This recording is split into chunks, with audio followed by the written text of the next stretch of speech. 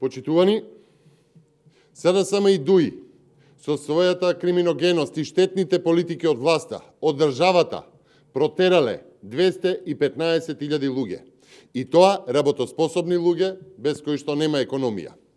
Според државната статистика, во табела за работоспособни луѓе, вработени, оние кои што бараат работа и невработени, на крајот од 2021 година запишале вкупно речиси 1.682.000. По само 3 месеци годинава, статистика за истата категорија, оние кои што можат да работат, пребројува нешто над 1.467.000.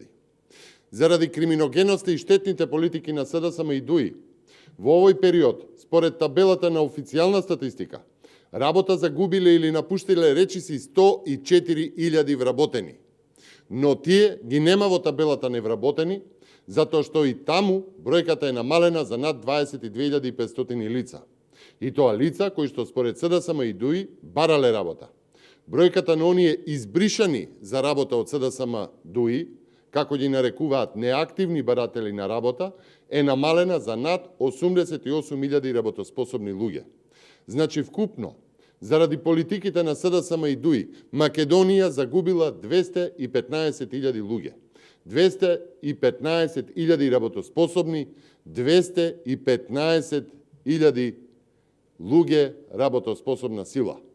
И тој тренд продолжува секојдневно со илјадници млади работоспособни кои што ги полнат автобусите и заминуваат во странство. 215.000 избегани затоа што нема нови фабрики. 215.000 иселени затоа што нема инвестиции. 215.000 раселени затоа што нема правдина за модуларната и автобусот на смртта. 215.000 помалку во Македонија. Екзодус на работоспособно население заради криминал и корупција, затоа што нема развој, патишта, заради партизација и криминализација, затоа што владата лаже дека во Македонија се живее како во Германија. 215.000 помалку работна сила веднаш по корона кризата. Без луѓе нема економија, без луѓе нема држава. Почитувани, премногу е.